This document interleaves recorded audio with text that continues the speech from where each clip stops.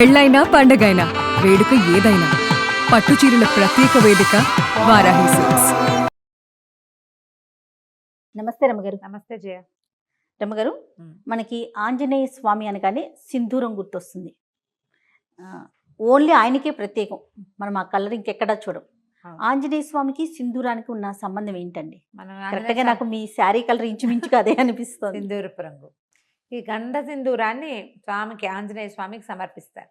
చాలా ప్రత్యేకమైన సేవ. ఆయన దేవాలయాల్లో అది ఇస్తారు, అది పెట్టుకుంటాం, అది వదలదు. అవును, దేవాలయంలో ఓ పక్కన అద్దం పెడతారు, అద్దం దగ్గర అంతా అవే మరకలు కనపడుతుంటాయి, వేలు నుంచి వదిలిపెట్టదు. నూనె వేసి రంగరిస్తారు, నువ్వుల నూనెతో రంగరిస్తారు. దీనికి పురాతన కాలం అంటే మనకు తెలిసి మన తాతల నాటి నుంచి కూడా ఆంజనేయ స్వామికి సింధూరానికి ఏమైనా సంబంధం ఉంది. ముందు కాలంలో ఏం చేసేవారో తెలియజేయ.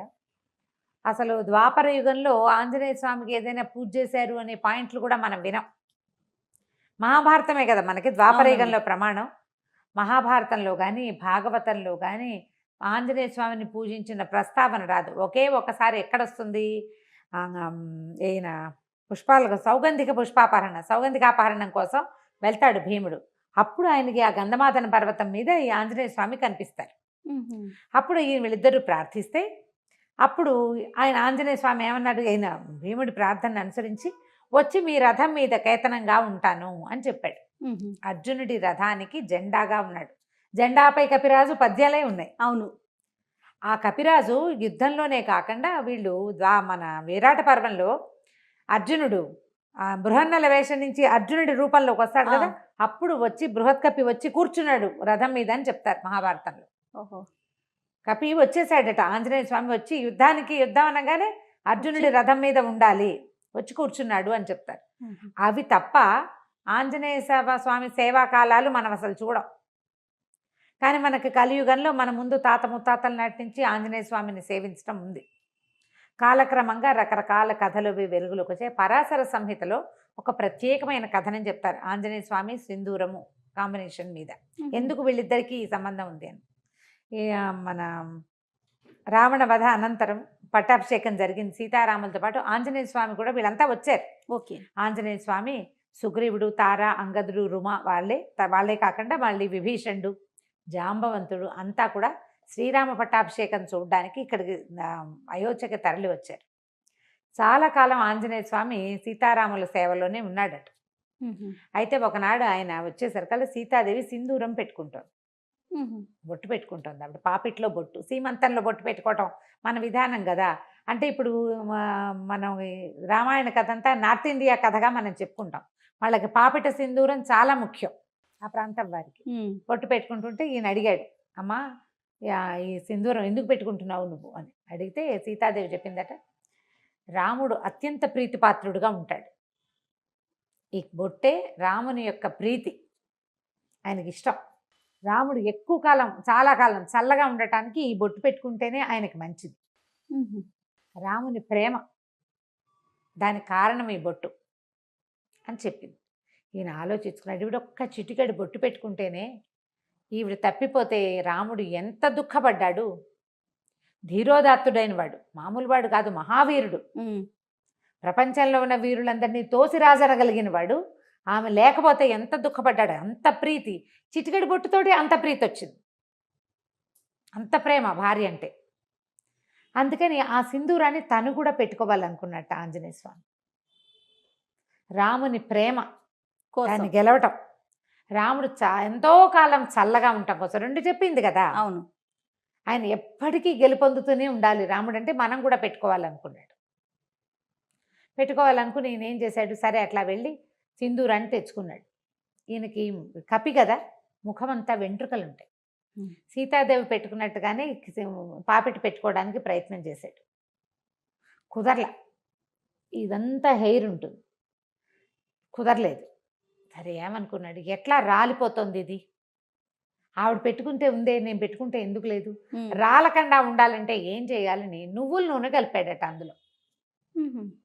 కలిపిన తర్వాత ముఖం మీద పెట్టుకున్నాడు, నుదుటి మీద పెట్టుకున్నాక ఆయనకు అనిపించింది, ఒక్క చిటికెడు ధరిస్తేనే సీతాదేవి అంటే ఆయనకి పంచప్రాణాలు కదా, శరీరం అంతా ధరిస్తే రాముడికి ఇంకా ప్రీతిపాత్రుడిని అవుతాను నేను అనిపించింది.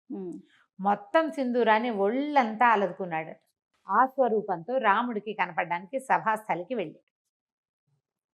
వెళ్ళేసరికి అందరూ నవ్వారు చూసేవాళ్ళంతా. సభలో ఎంతమంది ఉన్నారు, అయోధ్యాపుర వాసులంతా ఉంటారు, ఇంకా సామంతులు వాళ్ళు వీళ్ళు చాలా మంది ఉన్నారు, ఈయన సంబంధించిన వాళ్ళు కూడా, ఆంజనేయుడికి సంబంధించిన జనం కూడా చాలా మంది ఉన్నారు. ఏమిటి వేషం హనుమ అని రాముల వారు అడిగితే అప్పుడు ఏం చెప్పాడంటే, చిటికెడు సింధూరం సీతాదేవి ధరిస్తేనే ఆమె నీకు అత్యంత ప్రీతిపాత్రాలైంది కదా, అందుకని నీ ప్రీతిని పొందడానికి నేను సింధూరం పట్టించుకున్నాను స్వామి అని చెప్పాడు. ఆ మాటకి చాలా సంతోషించాడట శ్రీరాముడు. ఎవరైతే ఆంజనేయుడికి సింధూరం పెడతాడో వాడు నాకు అత్యంత ప్రీతిపాత్రుడు. ఏ ఇంట్లో ఆంజనేయుడికి సింధూరాన్ని ఇస్తారో వాళ్ళ ఇంట్లో నేను ఉంటాను. రాముడు మనతోటి ఉంటే ఏమిటి తక్కువేమి మనకు, రాముడు ఒక్కడుండు వరకు అన్నారు త్యాగరాజు. ఆయన ఉంటే ఏమీ తక్కువ లేదు, అన్నీ ఉన్నట్టే, సర్వం ఉన్నట్టే. భగవంతుడు మనతోటి ఉండటం. దాంతో అప్పటి నుంచి ఆంజనేయ స్వామికి సింధూరం ఇవ్వటం ఒక పద్ధతిగా మారింది. ఆయనకి సింధూరం ఎక్కించడం అనేది ఒక సేవ ఉంటుంది. మంగళవారాలు కొన్ని దేవాలయాల్లో స్వామికి సింధూరం మొత్తం పట్టిస్తారు. ఏవైనా ఆర్థిక సమస్యల్లో ఉన్నవాళ్ళు, ఒక తెలియని కారణాలతోటి ఇబ్బంది పడతారు, అంతా వ్యాపారం నడుస్తుంటుంది, ఏవో ఇబ్బందులు వస్తాయి, పిల్లలు పెళ్ళిళ్ళు కుదురుతాయి, ఏవో ప్రాబ్లమ్స్ వస్తాయి, అన్నీ బాగానే ఉంటుంది, ఏమిటో ఇబ్బంది, తెలియని కారణాలు ఉంటాయి వాటికి. అవి తీరటానికి సింధూరం ఎక్కించాలంటారు. అవి ఎక్కించడానికి ఏం చేస్తారంటే, ఒట్టిగా పొడి సింధూరం కాకుండా దాంట్లో నువ్వుల నూనె కలుపుతారు. నూనె కలిపిన సింధూరం ఇంకా వదిలిపెట్టదు, అందుకే అది జిగురు. అవునవును, జిగురుగా ఉంటుంది కదా. అయితే ఈ గంధ సింధూరము, ఆ సింధూరపు దాన్ని తయారు చేసే రాళ్ల వల్ల ఈ నువ్వుల నూనె కలిపితే కొన్ని చోట్ల మోకాళ్ళ నొప్పులకి వాటికి వైద్యంగా కూడా నార్త్లో వాడతారట. దాన్ని ఎక్కువ కాలం వృద్ధాప్యం రాకుండా ఉంటుంది సింధూరం అలదుకుంటే అని చెప్తారు. కానీ శరీరం అంతా సింధూరం పట్టించుకొని మనం ఎక్కడ ఉంటాం, ఉండలేకపోతాం కదా. కనీసం సంవత్సరానికి ఒకసారైనా ఆంజనేయ స్వామికి ఈ సేవ జరిపిన వాళ్ళు అకాల మృత్యువు దరిచేరదు వాళ్ళని. ఏడాదికి ఒక్కసారి మనమే స్వయంగా అలంకరించగలిగితే మంచిది, అవకాశం ఉంటే. లేదా దేవాలయాల్లో ఈ సింధూరం ఎక్కించే సేవ కనుక చేయిస్తే ఇక మృత్యువు రాదని చెప్పం మనం. అకాల మృత్యువు 50కి 30కి 40కి ఇంకా బాధ్యతలు ఉండగా, అమ్మా నాన్న బతికుండగానే పిల్లలు మరణించడం, అలాంటివి 95 ఏళ్ళ అమ్మా నాన్నలు ఉంటే 70 కూడా రాని కుమారులు మరణించడం, 60లో కుమారులు 90లో అమ్మా నాన్న, పెద్దవాళ్ళిద్దరు ముదిబగ్గులు వాళ్ళు బతికి జీవించే ఉంటారు పాపం. ఈ 60 ఏళ్ళు వచ్చిన వాళ్ళు యంగ్గా యాక్టివ్గా ఉన్న వాళ్ళు చిటుక్కుని వెళ్ళిపోతారు. ఈ కష్టం రాకుండా ఉంటుంది. ఆంజనేయుడికి సింధూర సేవ అంత మంచిది. వీళ్ళతోటి రాముడు ఉంటాడు. మామూలుగా మనం ఏం చెప్తాం, సహస్రనామాలకు తుల్యమైంది రామనామం. అదే కదా, శ్రీరామ రామ రామేతి రమే రామే మనోరమే సహస్రనామ తత్తుల్యం రామనామ వరానని. ఒక్క రాముడనే నామమే 1000 నామాలకి సరిపోతుంది. అలాంటి రాముడు మన పక్కన ఉంటాడు. అందుకని ఆంజనేయ స్వామికి ఈ సింధూరం ఎక్కించడం ఒక పద్ధతిగా మారింది. మనం ఇటీవల కాలం మనకు దగ్గరలో కూడా ఆంజనేయ స్వామికి ఏముంది, ఆయన ప్రతి వీధికి సందుకి దేవాలయాలు ఉంటాయి. అవును, ఫలానా చోటే సింధూరం ఎక్కించాలి అని పెట్టుకోకుండా ఎక్కడ కుదిరితే అక్కడ తమలపాకులతో సేవ చేయించడం. తమలపాకులు ఆకుపూజ చేస్తారు కదా, ఆయన ప్రీతి. తర్వాత ఈ సింధూర సేవ ఇది కనుక చేయిస్తే చాలా విశేషమైన ఫలితం లభిస్తుంది. తప్పకుండా. నమస్తే.